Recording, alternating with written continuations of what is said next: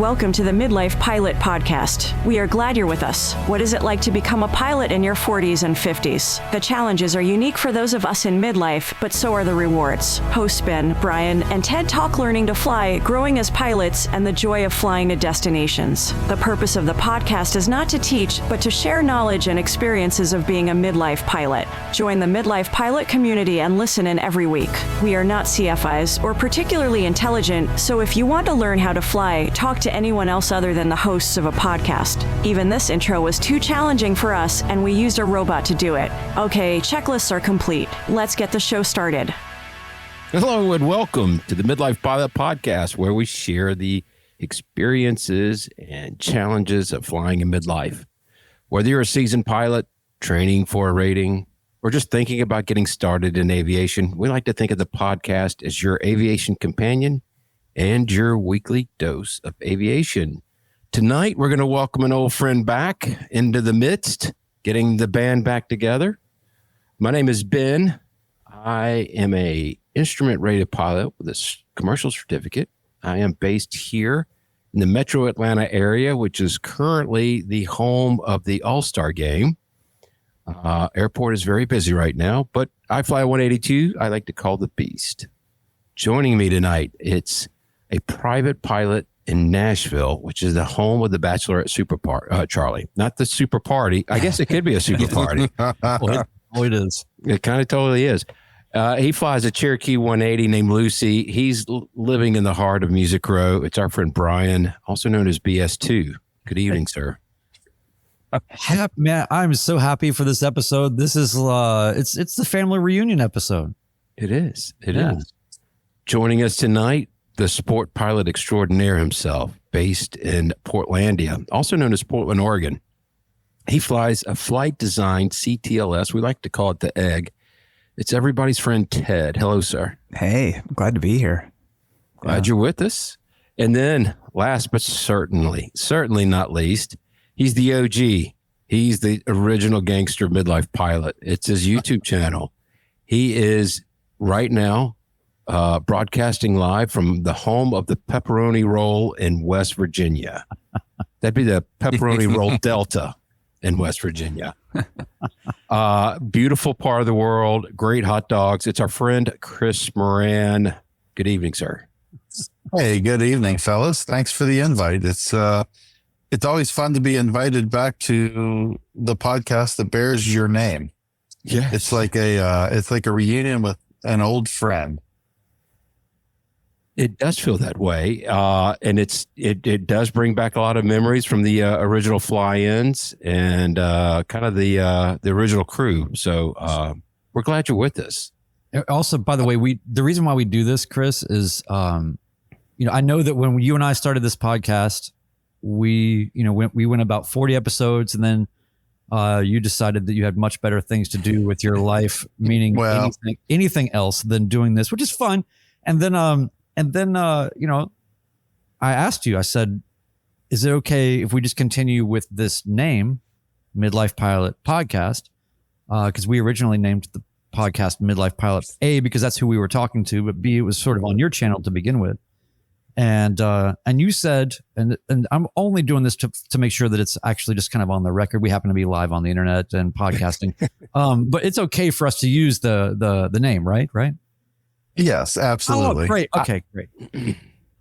I've always looked at things like this. I've done this a lot in my life with different things. There is something inherently rewarding about making a thing and then handing it off and watching it be more successful than it was when you started it and watching others succeed at it. And I've done this a lot in just like various other roles. In fact, I had a brief stint where I worked at a church. I'm not going to get too deep into the weeds here, but like one of kind of the core principles that we dealt with our volunteers of this church was this concept of like breaking it down, handing it off and letting it go, and then watching other people succeed. And I think that it's been like that with the flying club. It's been like that with a lot of things. And there is an inherent amount of joy that comes from knowing that you helped start a thing or were part of kind of the initiation of a thing that has kind of outgrown where it was when you were there, and there's really, it's been fun to watch. I'm still an avid Midlife Pilot podcast listener. I listen to podcasts in my car all day. I mean, every time I'm in my car, and it's great to see it where it is, and this community is thriving, and you guys have done an excellent job, and I'm really I'm thrilled to have got the invite to be back, and I'm glad to be flying again. It's just great to be back in the fold again. Yeah. I want to get into that more, but I do find it kind of interesting that Brian waits almost 100 episodes after you leave to ask you, is it okay if we Well, I know how he rolls. No, That's Brian. That's the No, Nashville. the point is that we talked about it. It just wasn't on the record. I just felt like because if I was going to serve somebody, I would go on their podcast to do it. All right. That would be brilliant, right? You're like, I'm glad to be here tonight. Also, I have some papers for you. The guy knocks on your door there behind you. Like he comes, no, you need to answer that. This is like making sure that your Bravo clearance is actually, said, not implied. Yeah. It's like, we just want to make sure this is on the tapes. Yeah. That's right.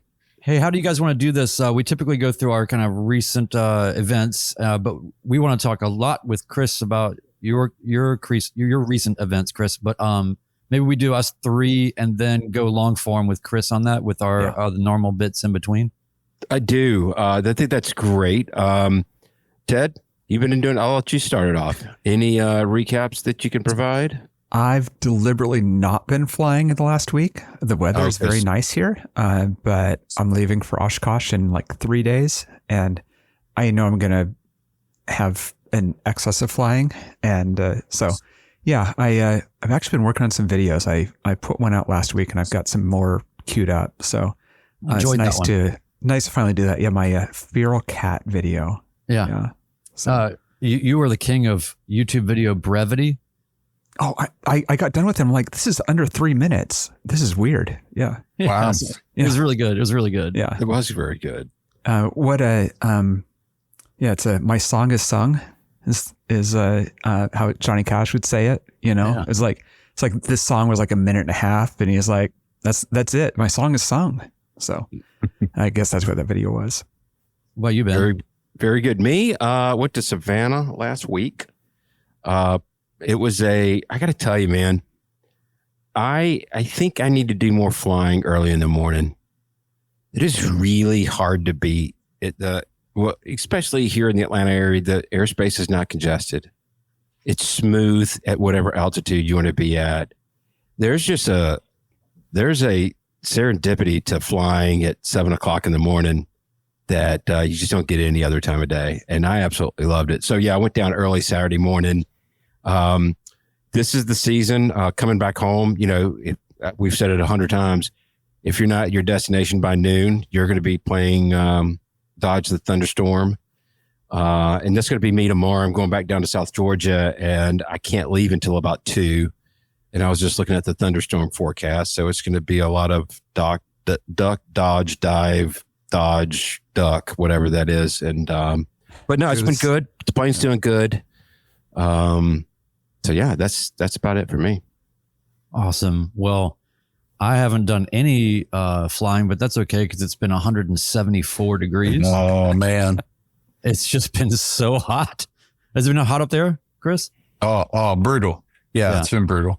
Okay, so I mean, and it always baffled me growing up in the South that you can go so far north and it still be stupid hot and humid. I remember one time when I was a kid, we drove all the way on a summer vacation where we just camped all the way up, and we went to Nova Scotia and it was 93 degrees. We were like, what are we doing? Like, how do you escape? But anyway, we by the way, thanks again to Erica for joining us on our heat dome flying episode that we had recently. I thought that was awesome. So if you guys are doing hot flying and you haven't heard that episode, please go check that out. But so I haven't done any flying, but I'll tell you what, next to flying, my other great passion or thing that brings me joy is cars. And at this time of year, particularly air conditioning, what a great thing. So it's just me and my wife. We have 4 cars and 2 people. Only her car has working air conditioning. 3 cars. Of the 3 cars remaining, it's Toyota Celica, Toyota MR2, and then the Volvo 940 that we got from her father. Air conditioning didn't work in that. The Celica doesn't even have air conditioning. Remember, it's like an option. It's like, it's too expensive. I don't want that. So, but the MR2. So the MR2 and the Volvo are the only 2 that I can work with here, and I fixed both of them this week. The best part. With a hammer, right? Yes, with violence born of frustration. So I've tried and the MR2 has been a long thing because you have to convert. These young kids, they don't know what R12 we were huffing back in the day. Yeah. But they don't make that anymore. So the MR2 had already been converted to R134, the modern Freon stuff. As soon as I did that, of course, the people that did that didn't change the compressor. And so different lubricants, it just murdered the previous compressor. So then I sourced one 6 months later, got it in there. I'm like, fine, this is going to be great. Did not work. The reason why, even with all the other components, conversion, everything else, is there's 2 fans in the front. One of them was not working. The motor died. There's a guy in England that has a junkyard full of MR2s. I said, please send me a fan motor. He sent it. I've had it for a while, but finally got motivated because of the weather to replace this fan motor so that's the last piece that the air conditioning system relies on to get this thing to work. So pull the fans out. I have to give my wife credit, or she'll get mad if she hears this. She's a very small person. I mean, I'm a small person, but she's a very small person. I don't have a jack here, but what I do have is a tiny human being of a wife. This MR2 is like, it's only about, I swear to God, it's like 9 inches off the ground. She was able to get in there and get the bottom bolts. Anyway, we got this thing out and I'm so excited. Finally, I pull this motor over and I look, they're not the same. And I realized he sent me the cabin blower motor, not the actual cooling fan motor. So I was so depressed. I was like, okay, we're just going to have to put it back. I'm just going to put it back and whatever. But before I did that, I just thought maybe it's like a starter. You know what I mean? Maybe if you just whack it with a hammer a few times, maybe it'll revive itself. Smashed it with a hammer. I was so mad. I kind of dented the top of it. Put it back in, cranked it up. Bam, works. Ice cold air conditioning. So that was the first car. Real quick, I'll just tell you the second car, the Volvo, its air conditioning works, but only 1 out of every 11 times that you get in the car and turn it on. It just doesn't really work, but it can work. It just doesn't like to work. And so I didn't know if it was a low pressure sensor and this and that and the other. You know what I figured out? Violence. If you just take a fist and smash the center column on the right side of it, right next to where the controller is for the climate, pops on. It's like I'm in the Fonz every day now. I think Brian has maybe found a new career. He's the chiropractor of cars. That's right. But I just thought, so my whole thing was small adjustment and he'll get you back in shape. No problem. I just thought, gosh, cause yeah, I wish the aviation maintenance could be so unwieldy and irresponsible. It was so thrilling to just do the dumbest things to fix stuff, and whatever. So anyway, felt good. So that's my big update is I didn't do any flying, but I smashed a lot of things into submission to work. And now you can drive around comfortably. Yes. Well, as Bearded Aviator says, never let it be said that violence can't solve problems. So there we go. Yeah. Do you want to hit us with the belly scrub, Brian? Yeah, let's do it real quick. Knock that out real quick. Yeah.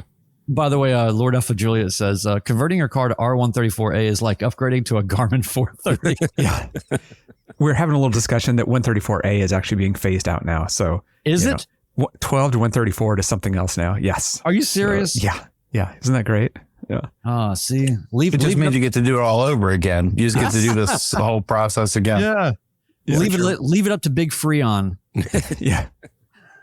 Big ozone hole. Yeah. Yeah. All right, housekeeping. We're grateful for you all making the best pilot community that we know of, a positive space where we share everything from training experiences, share personal minimums, tackle ownership challenges, review flight plans, and best of all, make new aviation friends. Thank you, Chris, for being the original Midlife pilot that created this community with us. And you're the friend of all friends. Yeah. Maybe we should just hang up on that note. Is that good? No, connect with us. Join our Patreon community, $1 a month, or do one-time annual Patreon, 25 cents per episode. Access exclusive content, including check ride debriefs, killing zone conversations, and more. The Discord has been cooking lately. And by the way, check ride debriefs. Boy, we've got some really cool ones. Thank you, One Dull Geek, for doing those. Really hope that everybody gets in and checks these out, including one from Australia. So a totally different point of view. 10% supports Freedom Aviation Network's anti-human trafficking efforts. Watch us live on YouTube Mondays, 8 p.m. Eastern. Share your stories at midlifepilotpodcast@gmail.com. We read all your messages, and you might even hear yours on the show. For everything Midlife Pilot Podcast, community feedback, merch, dad hats, weird shirts, I don't know, all kind of stuff. More and more. Visit midlifepilotpodcast.com.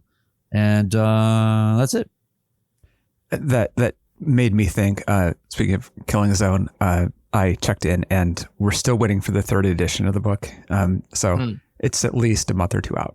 And yeah. How's Paul doing? Paul's doing good. He's not going to be at Oshkosh, which is why I reached out. But yeah, it's always great to, to get status on that. And we're looking forward to that. So I wanted to do some community updates. First, we've got some new Patreon supporters and some upgrades. At the Hershey Bar level, we have Matt H, Mark S, Fowler. We're just going to call him Fowler 2 because we don't have a name. So, and Scott S. At Caps, we have Moody Matic and we have Mike Alpha Golf back with the upgrade. So, awesome. Meg, thanks for rejoining us. Thank you, everyone. Also, we have the most popular name in our supporter group is Michael or Mike. And there's about twice as many as the next, which is Mark, Jason, Ryan, Brian, things like that. So I just had to do the math on that. That's how we know. Ted has a spreadsheet. Ted has a spreadsheet, I'm sure, that has like the names laid out. And I literally just did it right before we started. Yeah. So this is how you know it's midlife. Because if it was a Gen Z, it'd be like Dylan. We got 27 Dylans. Yeah. Cadence, Jadens. Yeah. There is a reason why we call him timestamp Tedder. Yeah, that's right. Exactly. Chris, did you come up with that actually? You may be the originator of that. Timestamp Tedder. I don't remember. Yeah. I think he did. It may have been. Yeah. It could have been Brian. Yeah. I can't remember. It's in that era. Yeah. And in the community, really, I just want to congratulate a bunch of people for accomplishments. First of all, the one of the debriefs we have coming up is for Wendy on her instrument debrief. And what I had written down on my show notes thing here was Jumpy Hand McButton Smash, which is what she calls herself when she is getting a little frantic and just doing all the things.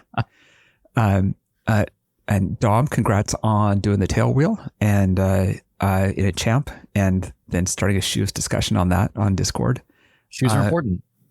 Yes. In a tiny tail wheel with metal pedals. Yeah. Tom, aka Barley Dog, shared his first flight in his RV-14. I think he's near me actually, finishing the build on that, which is really interesting. Matt D passes instrument check ride, and nice.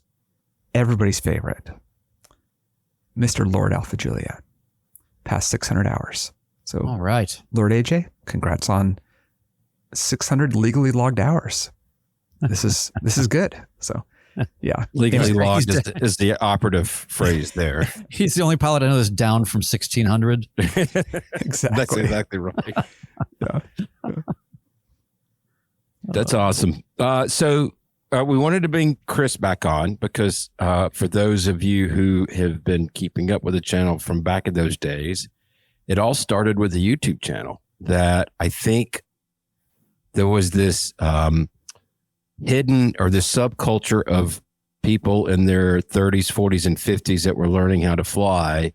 And Chris decided to start making some videos about his flight training. And he did such a good job, very well produced, and basically was expressing what everybody else was feeling. And he built this huge following. And as we said before, Chris has taken a small break, but now he's back. He's back making videos. He's flying. And we just wanted to check in with you. see how things are going. I'm glad you did. Yeah, I'm glad you did. It was, I did have a layoff. I mean, I was 8 months out of my flight review, and it had been almost a year since I had flown. In fact, the next video is coming out,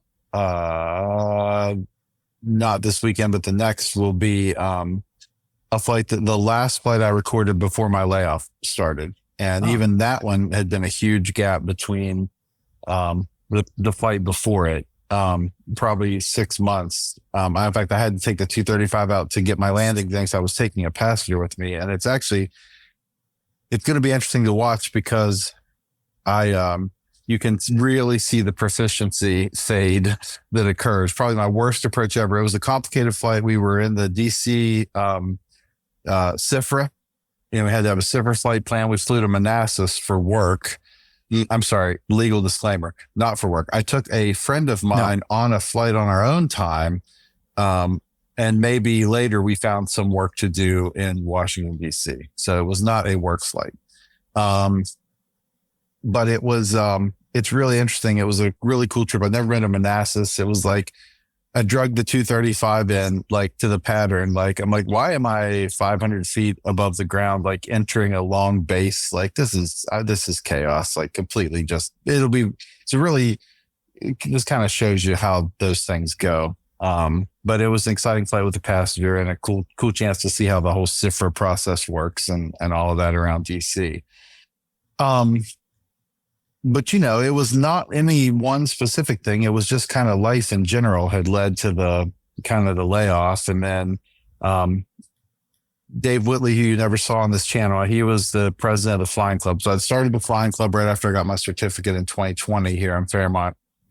I was the president for 3 or 4 years. And then that's another thing I handed off. Dave took over and did an outstanding job with that. He was an excellent flight instructor. He actually just recently moved away, to South Carolina. But before he went in May, I said, all right, we've got to knock out a flight review. So we took the 172 out, had just an amazing flight. It's my first flight in, I don't know, a year. It was so much fun and kind of reignited the passion again. And so my last flight was the last video I posted, which was the 172, taking it up for a pedostatic inspection to Carroll County, Ohio. And that was an exciting trip. But yeah, it was one of those things that I'm glad to be back. And I actually reached out to another club member who's was a flight instructor, still is legally, but is flying jets now. And a series that I hope you'll see beginning in the fall is I reached out to him about pursuing my instrument rating in the fall. So I'm hoping to do a whole road to instrument series of just documenting that whole process because it's about time. I'm creeping up on 300 hours and I'm like, I need to do something and get my instrument rating. So we're going to do that here in the fall, I think, in the trusty old 172. Yeah, that's kind of my thing. Speaking of being hot, Brian, it has been also ungodly hot here, which has been a contributing factor also to me not wanting to fly. But much like Ben, I love the early mornings, but my challenge here, and you guys have flown in here, the river runs right around the airport here. And the fog, another reason for the instrument rating, the fog layer here in the mornings, about 70% of the days, you can't get out of here until after 9. You just fogged in. So, Chris, I can't remember the elevation, but I would have to believe that density altitude starts to come into play in the middle of summer for you guys. Is that true? Yeah, the elevation of the field is 1,020 feet. Okay. And in the summer, it definitely does. I actually was up at the airport the other night. We grounded the 172, which is in the hangar next to me. A few days ago, we had an really interesting electrical situation. We'll talk about it if you want to later. But basically, the guy came back and landed and got gas and then went to start the thing again. And like half the avionics wouldn't come on. It was weird. And it's like, that's fine. Just taxied back to the hangar. And when he reached to grab our avionics master switch is a metal switch. Mm-hmm. It was like light your fingers on fire, hot and smelled burny. And like the avionics master switch failed. We had to ground that plane while we ordered a new one last week. And so on like Friday evening, I was up here and I watched a flight instructor and a student get in this 150 And they were doing serious calculations about performance for takeoffs, like thought had the paper out and was like, calculating. Like it was fun to watch. Got out of here with no problem, but it was like, I don't like to sweat. I'm a little bit of a baby in that regard. And like the idea of like sitting out here in this tin can in the heat is just not super appealing. I totally get at this age.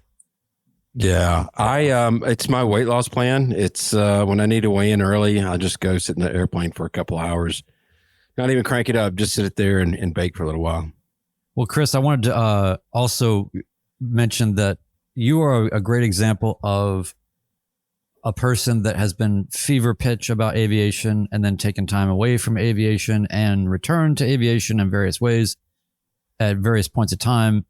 We have people in our community in the Discord that are encountering that and meeting with that and reconciling with that. And I think that there is this mentality, especially in any kind of a group setting, whether it's a parasocial community or otherwise, where, you hear about people doing all this, accomplishing all these things and, doing all these things. And then you might be in a place, and you were in a place in this case, where you didn't have the time or the energy to fold in aviation like you normally would.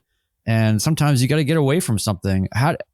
And people, I think, sometimes feel bad about that or have maybe a guilty feeling about that. But you obviously are very pragmatic and have a clear head about that. So what would you say to somebody that has had some time away and maybe that's given them some anxiety because life kind of happened and pulled them away from it? Or, what would you say to somebody about how to frame that mentally? Yeah, I would just say that, you've earned your certificate and you don't lose it from not using it. And so part of it is what was super reassuring to me is that when I went out for my flight review with Dave, I don't want to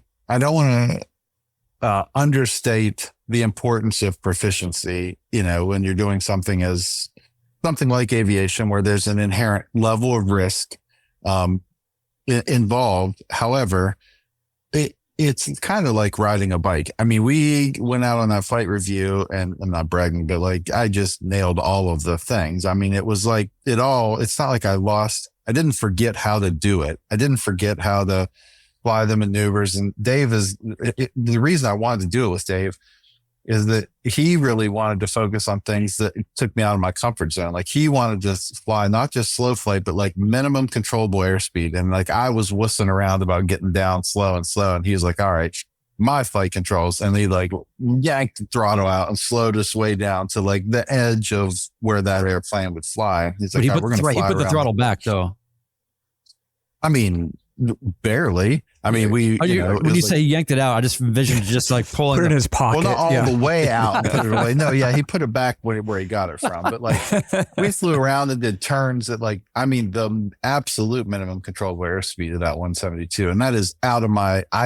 Would like to not be playing around in that area for as long as we did, but it was really good for me to do it. And I just think that like life is so multifaceted that like I never got into this game of like, well, I'm an aviator now, and like this is, if I don't do it, I'm not keeping up with everyone, or I'm not doing the things.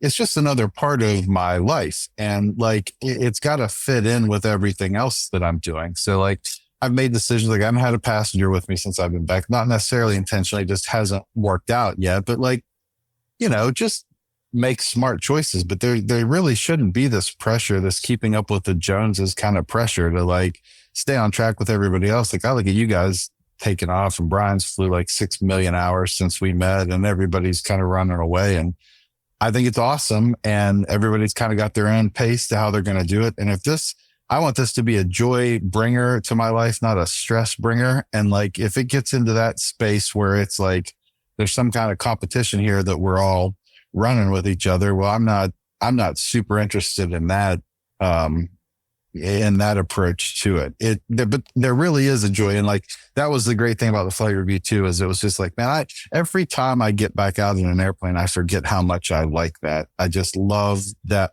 every part of that.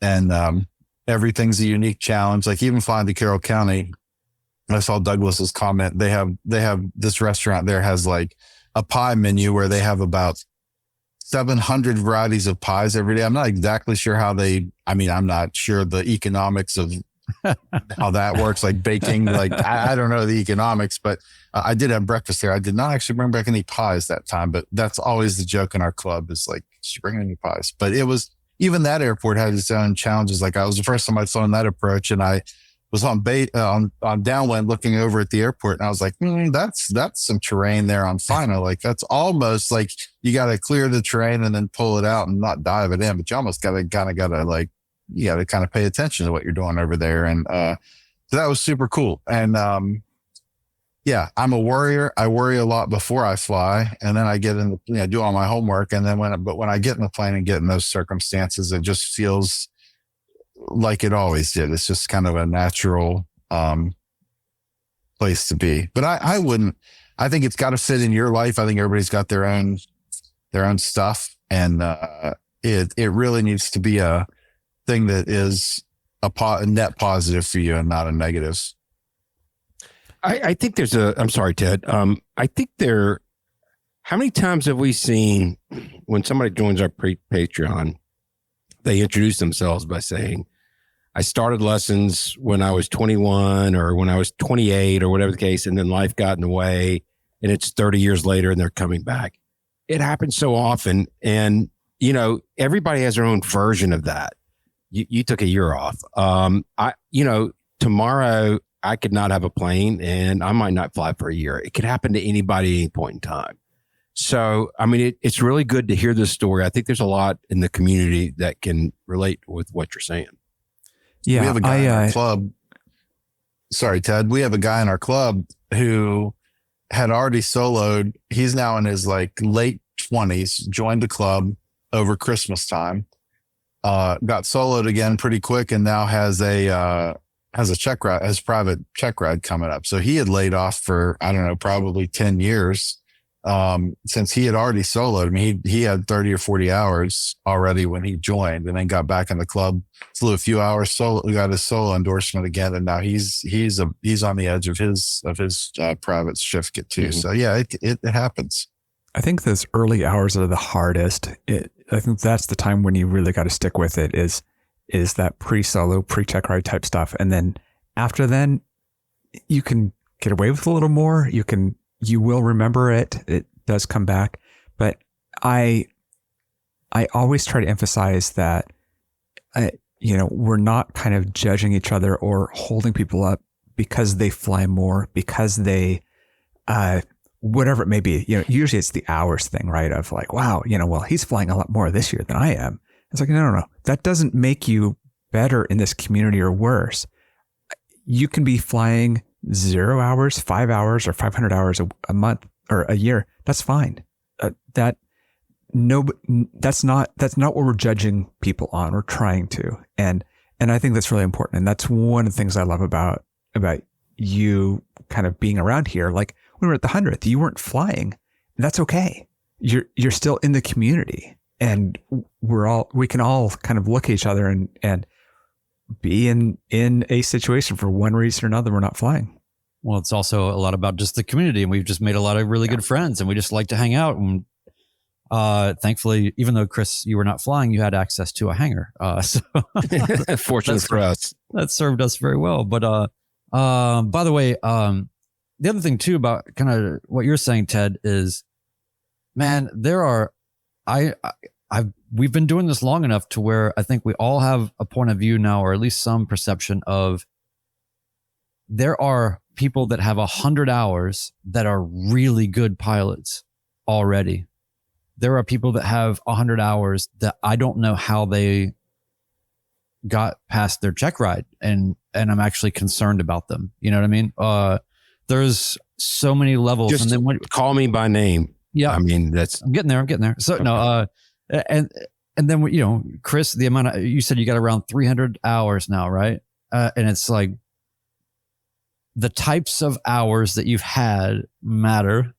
It's not 300 hours of just beating it up in the pattern at your local airport or just doing the same 2 or 3 flights all the time. Although everybody has their frequent paths, but I'm just saying you've gotten out there, you've gotten into different airspace, you've done a lot of different things. So for you to have $300 means a little bit something different. So again, you can't compare anything. Everybody's hours are unique to them. One of the things I wanted to ask you about is the reason why we all came together in the first place is because you were making awesome, just relatable videos, like Ben was mentioning at the top. And I'm sure that most of the people in here in the chat or whatever are familiar with what you do, because we all have kind of come through your channel in some way or another. But I think that's the other part of I'm interested in is just, it's a choice to creatively turn that back on. And how do you reconcile the desire to fly again, but not feeling like you have to, but at the same time now ritualizing content, if you want to call it that, or making videos. And how do you reconcile all that? And I appreciate the videos that you've been making. It's been cool just to see you again. You know, it's you're a longtime friend now. Well, I love filmmaking. I mean, there's just a part of that is a natural, and truthfully, we've talked about this on this podcast before multiple times, and that like the channel didn't start for that reason. In fact, if you go back to my early videos, they're like full flight lessons. Essentially, they're like 90 minutes long, and they're just like, I wanted a place to like dump. I wanted to go back and have a reason to watch my lessons again and kind of live through all those things again. And I tell people this all the time, even if you just have one GoPro that you can put in your airplane with you during your training and go watch that flight again later, especially if you can get audio into it. It was so helpful in those early hours to me of like understanding what the heck just happened in that hour. Everything happens so fast at the beginning. So it was kind of my own, I just wanted a place to dump my stuff originally and have a record of my flight training. But then, you know, there's so many great general aviation content creators out there. Some of the folks I can't think of the guy's name at this moment. He flew a Warrior. He was a young geeky kid, kind of reminded me of Ted, honestly. The guy, he was up in the Northeast. Yeah. And he was, and he would fly. He had a Warrior. He had a Warrior. He had some friends with him. I can't think of it right now. I really enjoyed his content, and he reminded me. Yeah, that was really good stuff. And then obviously Josh. I mean, you know, what Josh Flowers was doing at that time. And I thought, well, you know, I have the skill set and the knowledge to like make those kind of things. And so that for me, it was just a bonus. It was like, I can stretch more aviation enjoyment out of my dollar of flying by making another thing with it and like watching it again and making a video and taking the camera with me and shooting. Like the dude that did the pitot-static system check was so cool. I said, do you care if I filmed this inspection? He's like, oh no, man. And like, so, you know, we filmed all of that. And I don't know. I just, but I did make a conscious decision when I came back. In fact, I sent a note to my Patreons, to my patrons, giving them a heads up that I was going to start creating again, because I didn't want anybody to feel like people may have moved past, they may not be interested in what I'm doing anymore. And I just want to say, hey, heads up, like I'm going to be doing this again. And so the stuff is coming back. And so you may see your subscription get hit again when I came back. And but I made a conscious decision to not feel the pressure to produce. Like I don't feel like this is going to be a 3-week stint or maybe even 4 before this next one's published. And I am completely okay with that. I'm not getting hung up in this pressure to like do a video a week or 2, whatever it is. Like I'm just not going to get caught up in that. And I unintentionally have been sitting on this Manassas trip. It just happens to be, I have all the footage and audio from it. And it's going to be a great story to say, like, here's what happens when you don't fly for a long, long time and then pick a super challenging one into a into a DC Cifra, when nothing was unsafe. We were never in any danger, but it was, you could just tell, you could just tell. It was like, that's somebody who's not flying, every week here. And making some of those decisions. Ted, you also have a Cifra video from back when. Yeah, I was thinking of that too. I think I had about 120 hours, 150 hours, somewhere in that range when I did all my Cifra exploring. And it's kind of got this Blair Witch kind of quality. You're in the hotel or something. Yeah, that was the how do you file for Cifra? And I was like, I'm just sitting in a hotel room. Let's just shoot something out. So yeah. Hey, on your trip, quick Cifra question. Yeah. Were the controllers super cool to you on the way in? Like they repeatedly, I got asked at least twice to make sure before I got into the Cifra that I had filed the appropriate Cifra flight plan. And then they also asked me, they reminded me again when they handed me off the tower, keep that code until you are on the ground. But they were all super cool on the way in to make sure that I wasn't going to do anything stupid. Yeah. I mean, compared to a lot of Bravos, I think they're aware there's a lot of traffic that they don't want these slow planes getting shot down. And, they're good at that. I don't remember them saying anything about filing about ensuring the flight plan was in there and everything else, but I definitely remember them kind of keeping an eye on you as you're going through it. Yeah. Brian and Chris, does this name ring a bell? That's a joke. He's just joking on my name there. Okay. So. I got it. Yeah. Well, as soon as I got the Patreon announcement, it was when the video popped up and I got the notification. I did drop what I was doing just to see what Chris Moran was back up to. So I was really happy to see that. I mean, he was flying a plane, and he just everyone hit autopilot. Chat, and everyone in the chat, another thing, subscribe, smash that like button. Right? Isn't that what you're supposed to do if you're leave a comment? It's good for the algorithm. Yeah. Yes. I was thinking that when you said, that you weren't going to be on a schedule with the videos. I was like, oh man, so you're not feeding the algorithm, making sure it's on the right day and time. And yeah. I would assure you it matters. If that's your goal, like if you're trying to be a content creator and do it, I can tell you from someone who's had not a super huge successful channel, but I mean, getting close to 10,000 subscribers. Like I can tell you there is a huge difference when you're publishing weekly when you're not. Yeah. I mean, statistically, there's a gigantic difference. And for a period, I was interested in that. And now I'm not. I just want to fly airplanes and document it and make cool content and make that a fun part of my life. Yeah. I just put out my second video of the year, I think. And then I've got 4 queued up now. So do it because you want to, not because you've created the situation where you feel like you have to. I mean, and that speaks to the flying too, right? So, let's get into feedback real quick. Chris, are you okay with us doing a feedback? Let's do it. All right. I mean, because you're getting producer credit on this episode, just so you know.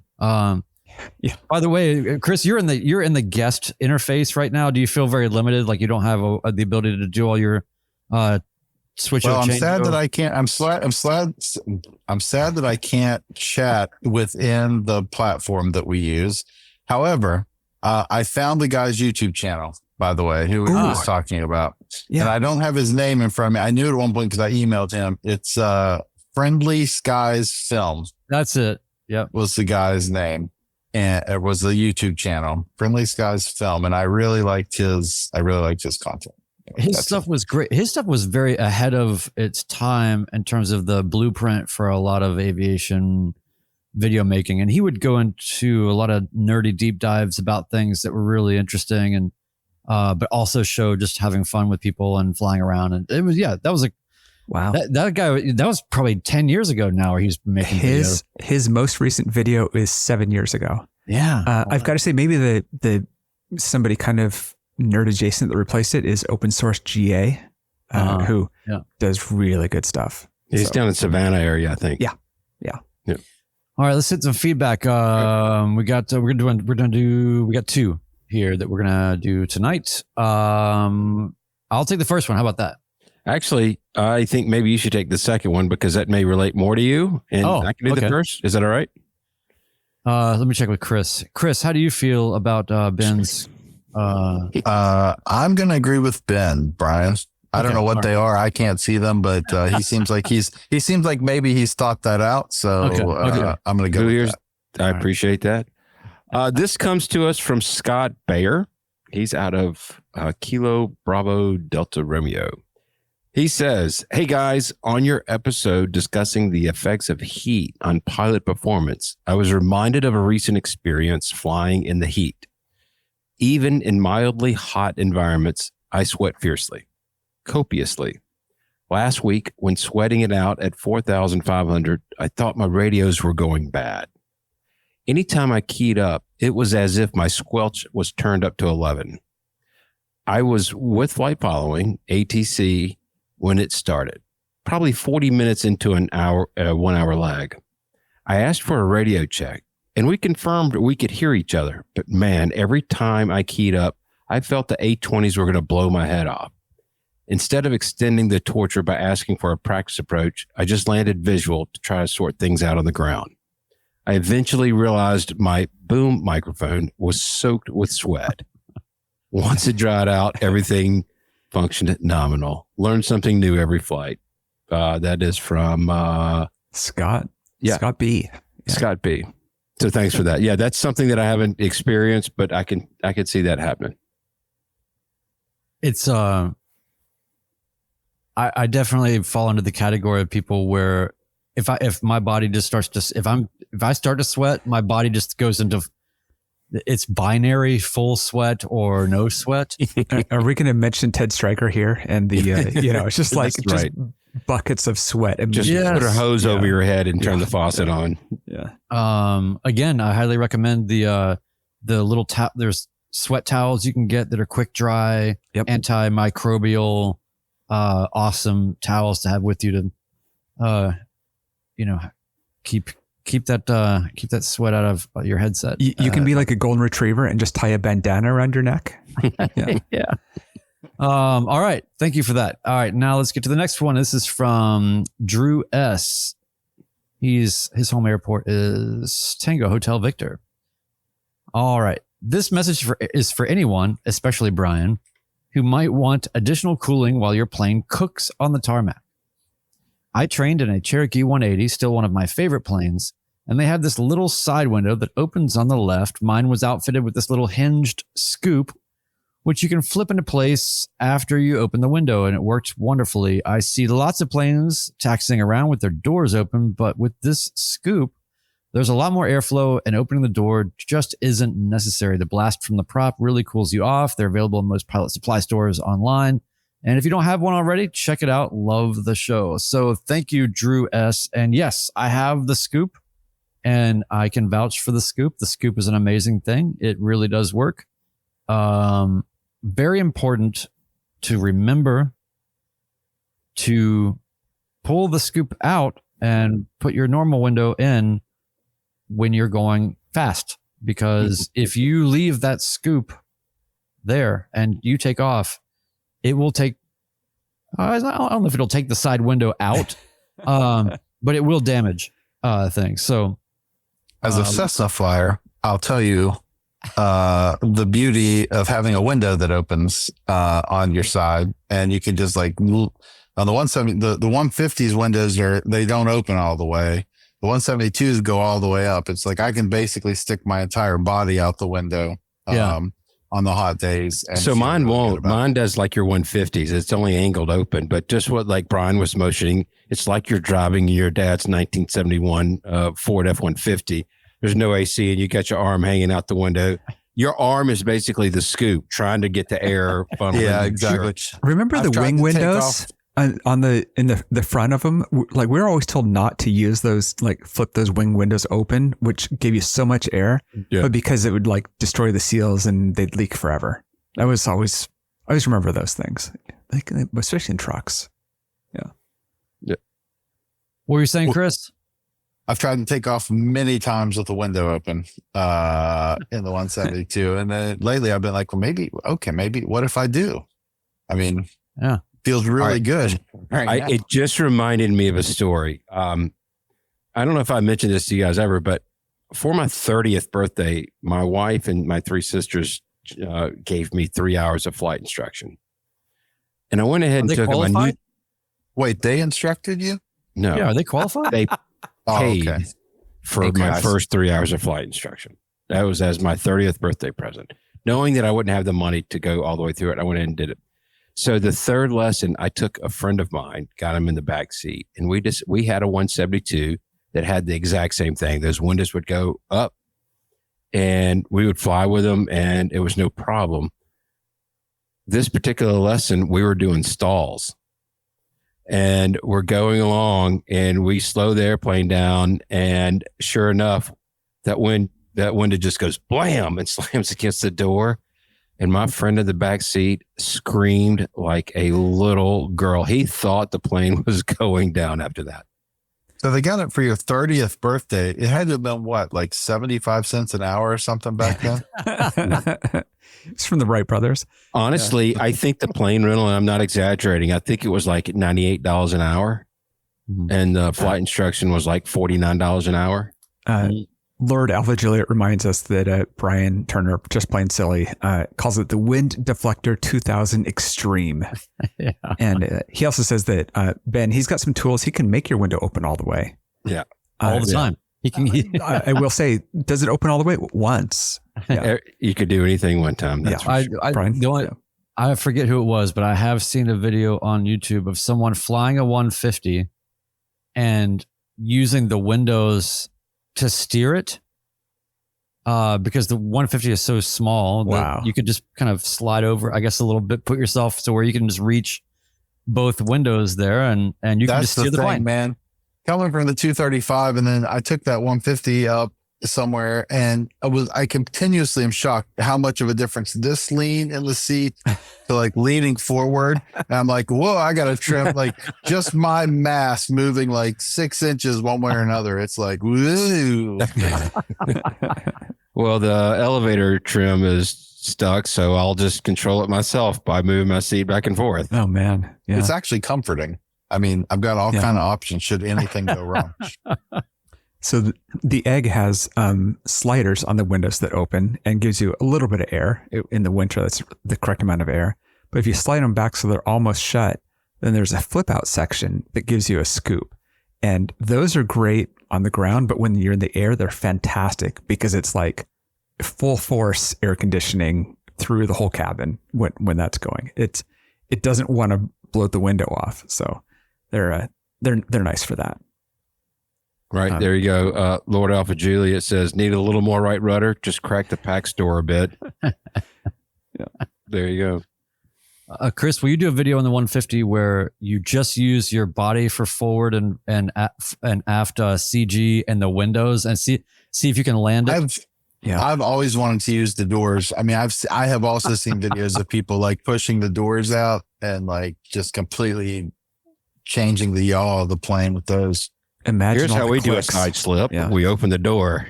I retract that. I don't want you to do that. Yeah. All right. Yeah. Awesome. Anything else, gentlemen, for the good of the order? Well, I'm not done here with Chris. You're not? I thought you were trying to wrap it up. Here? You got all the time you want, brother. All right. Chris, how can we make the podcast better? No. Get rid of me. It's doing great.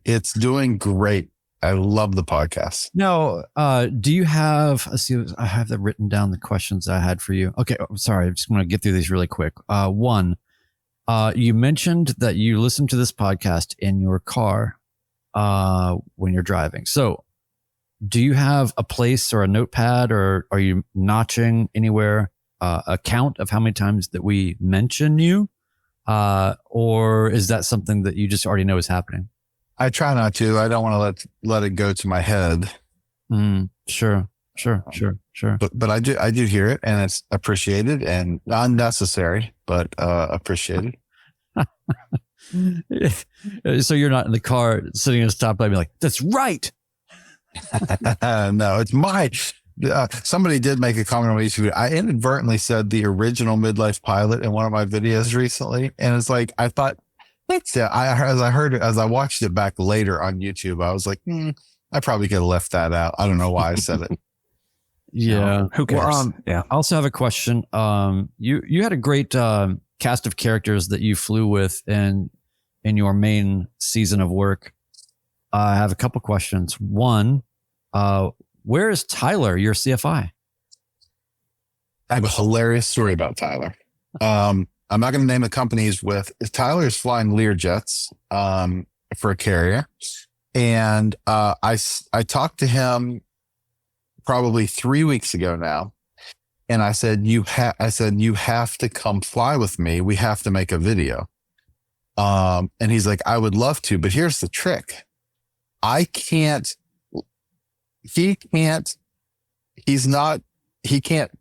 operate the airplane because he is not current. He can't fly the little planes anymore. And so I can't let him do anything. And he has to go out by himself. If I wanted to let him, I told him, I said, you got to come with me. We got to like rate your landings. Like I got to let you like do some of these and I will sit back and watch you do. And he pointed out a good place. Like I can't land the airplane. He's not a member of the club, so he's not on the roster. He's not insured on these airplanes, but also he legally couldn't carry me and land an airplane with me as the pilot in command. Like he couldn't do the maneuvers. So like the joke is, so I told him, I said, well, you're just gonna have to come with me. We're just gonna have to shoot the breeze for a while and like get caught up on him. So he's on my list to fly with, and he definitely wants to do it. So you'll be seeing him real soon. That's awesome. Do you guys remember Victoria? She did my flight review that turned into an IMC.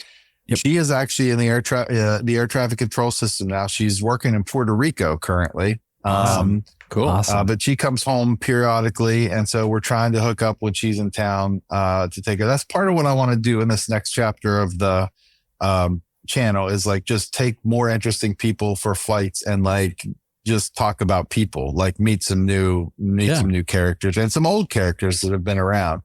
But Tyler's doing great. Couple kiddos and they still live here in Fairmont and he's flying Learjets for a living. Nice. Didn't he have a Bonanza? He flew a Bonanza. It wasn't his. He had a tail wheel. I almost said Taylorcraft. Maybe it was. Tail wheel. I think it was. I think it's the first time it's been said. Actually, I said it earlier. Tail wheel. Everybody drank tail wheel. Yeah. Okay, hold on. Well, that's awesome. Tell me twice. And then also Cecilia. So she almost was the topic of a video, and the flight didn't happen. Nominated. She is about to end her sophomore year in college. She's away on a summer internship. She's in wildlife management as her major, and she is doing a summer internship. I have a couple of videos where I've flown to Lewisburg, West Virginia, which is near the Greenbrier Resort. She's down in Lewisburg for the whole summer doing a kind of a wildlife management internship down there. They provide really awesome housing, and she's with a great group of other college students for the summer, a paid internship. And she came home for the 4th of July weekend, and I had offered to come and get her to save her the drive. But let me tell you how responsible she is. This is what cracks me up. So she's 20, okay?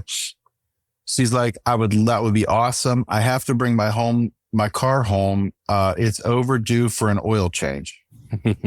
Wow. And I'm like, I wasn't thinking about changing my car oil in my 20s, period, let alone at 20. But like, so she literally brought her car home so that she could get an oil change while she was here. But I hope to have her back on. That's part of my goal for this summer. I want to get down to Lewisburg at least once, maybe take a couple of her friends for a flight down there while we're there, and then do a video on that whole thing. Well, keep track of the oil change thing, because she may have just leveraged that as maybe that was the first thing she could think of that was just a reason to not. You know what I mean? It crossed my mind, but knowing her, that is not the case. She would take any opportunity to get in the airplane. Well, that's so awesome. If it was my wife, I'd be with you 100%. Yeah. When I was 20, we didn't. Yeah, oil was. This is why we all drove Toyotas, because oil was optional. You didn't really. And that's why your air conditioning doesn't work. I just thought you put the oil in when blue smoke started coming out of your exhaust pipe. I thought that was the whole point of it also. By the way, the Volvo has a transmission leak. But you know what? People pay a lot of money for transmission flushes. There you go. And if we just keep replacing the transmission fluid, essentially it's a slow flush. So it's a feature benefit type of thing. So, but yeah, Chris, I can't thank you enough for taking the time to come on. I encourage everybody to go check out Midlife Pilot on YouTube and go check out the first 40 episodes of this podcast and some subsequent episodes as well, episode 100 and some others. So Chris, you're always a part of this, and so I'm glad to see that you're still willing to be a part of it. Thank you guys for having me very much. It was super fun to catch up. It's great to see you. Well, we want to thank everybody in the chat. It's been very active. Thank you all for joining us. Don't forget to leave us a 5-star review on whatever podcast player you have. You can leave, comments like, gosh, get rid of Ben. Let's bring Chris back, or, whatever we need to do. That's please I'll do let that. us know. But no, it's really great to see you again. I do have a bit of wisdom. So I'm a big Mark Twain and a Will Rogers fan, and everybody knows Will Rogers was a pilot. He said, "I love flying. The ground is the only thing that bothers me, especially when it comes up too fast." Signing off episode 137 of the Midlife Pilot Podcast. Good night, everybody.